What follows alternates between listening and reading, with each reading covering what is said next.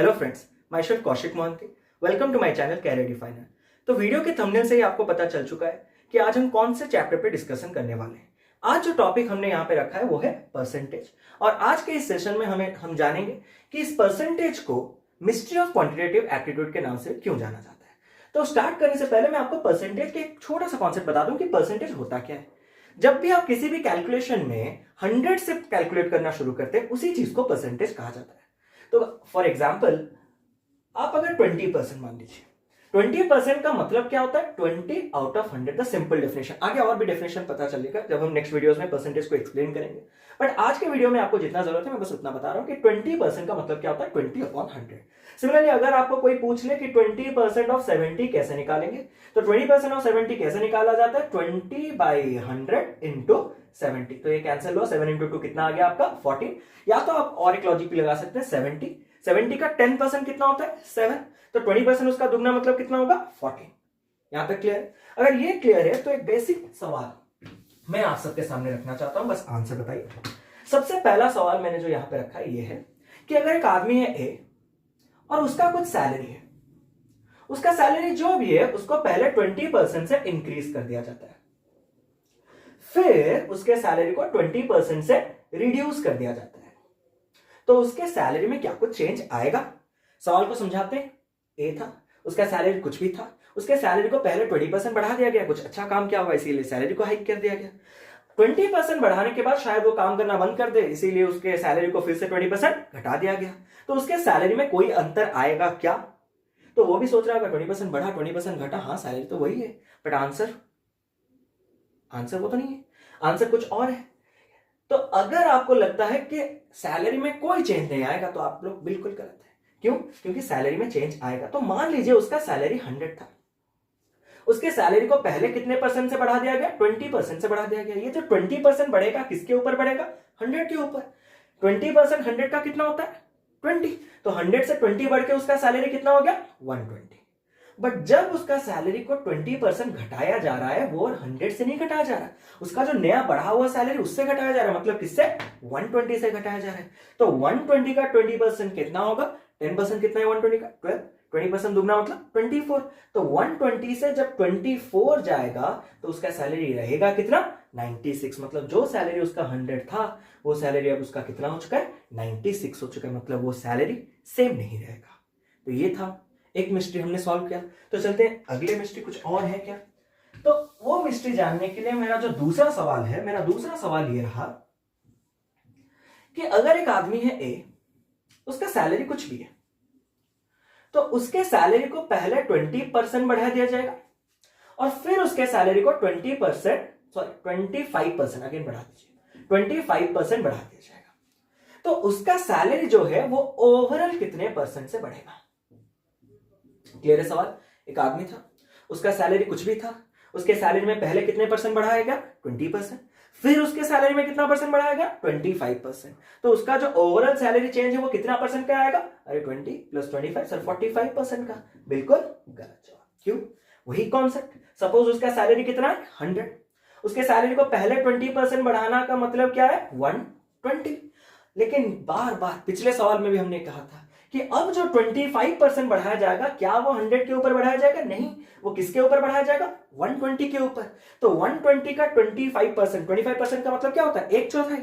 तो 120 का 1/4 मतलब कितना होता है? 30। तो 120 में जब आप 25% यानी कि 30 बढ़ाएंगे तो ये कितना होगा? 150। मतलब अगर आप बोलते हैं कि 100 से 20% बढ़ाने से 120 होता है, 100 में 30% बढ़ाने से 130 होता है, सिमिलरली अगर 100 बढ़ के 150 हो चुका है तो कितना परसेंट बढ़ा होगा?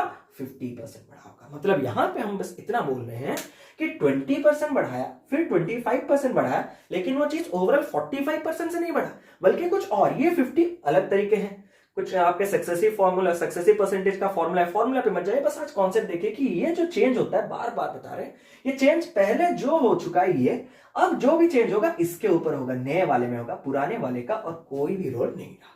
तो अगर ये दो लॉजिक अब तक क्लियर नहीं है तो अभी लेके चलते हैं थर्ड लॉजिक।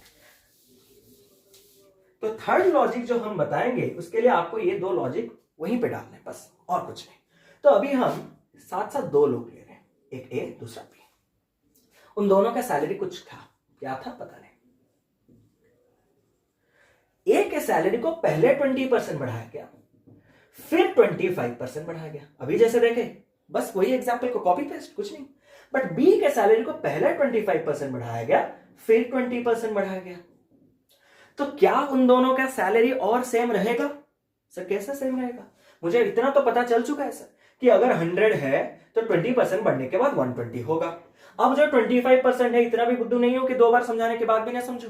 अब जो 25% बढ़ेगा वो 120 के ऊपर बढ़ेगा, लेकिन यहां पे जो 20% बढ़ेगा, ये 100 पहले 25% बढ़ के 125 होगा। देखिए ये 100 था, 20% बढ़ने के बाद 120, ये 100 था, 25% बढ़ने के बाद 125। सर इतना मुझे क्लियर है।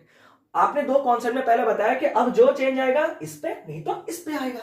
सर अभी जो बढ़ेगा 25% वो 120 का बढ़ेगा, और जो 20% बढ़ेगा वो 125 का बढ़ेगा। तो सेम कैसा है? ये तो वैल्यूज डिफरेंट है। आपको लग रहा होगा डिफरेंट है, लेकिन वो वैल्यूज अब भी सेम है। अगर देखें ध्यान से तो 120 उसका 25% अभी निकाला था। 120 का 1/4 कितना होता है? 30। तो 120 में अगर मैं 30 मिला दूं तो ये कहां तक आ जाएगा? 150। क्लियर है यहां तक? दूसरा सवाल यहां तो 100 था, 25% बढ़ने के बाद 125। अब कितना परसेंट बढ़ा रहा है? 20%। 125 का 10% बराबर कितना होता है? 12.5। तो 20% मतलब 12.5 का दुगना मतलब कितना होगा? 25। और 125 में भी अगर आप 25 मिलाएं तब भी आप कहां पे पहुंचते हैं? 150। मतलब अभी भी सैलरी सेम है। तो ये जो मिस्ट्री देखी, ये बढ़िया चीज है कि यहां पे हमने ये देखा कि पहले 20% फिर बाद में 25% बढ़ने से जहां पहुंच रहे हैं, पहले 25% बढ़ा के फिर 20% बढ़ाने से भी वहीं पहुंच रहे हैं। सर क्या ये नंबर मैजिकल है? 20-25 यहां पे होगा? बिल्कुल नहीं ऐसा।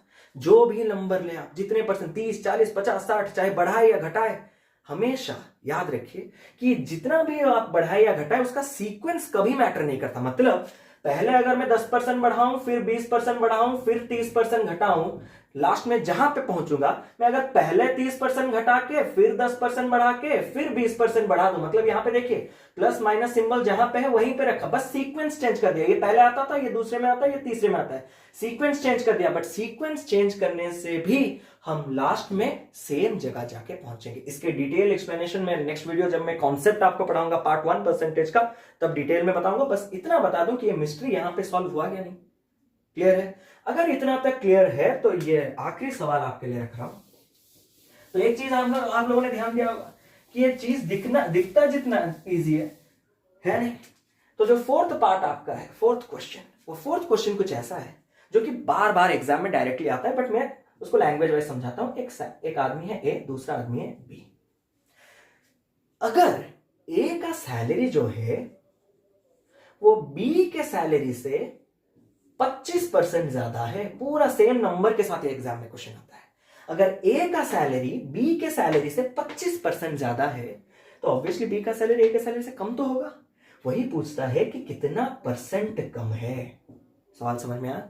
If A salary is 25% more than B salary, then B salary is what percent less than A salary. अगर ए का सैलरी बी के सैलरी से 25% ज्यादा है तो बी का सैलरी ए के सैलरी से कितना परसेंट कम होना चाहिए? सर ये तो 25% ज्यादा है, वो तो 25% कम होना चाहिए। सिंपल से।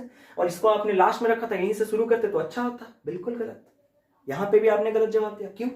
क्योंकि ये जो दिखता है वो होता नहीं है, इसीलिए तो ये मिस्ट्री है।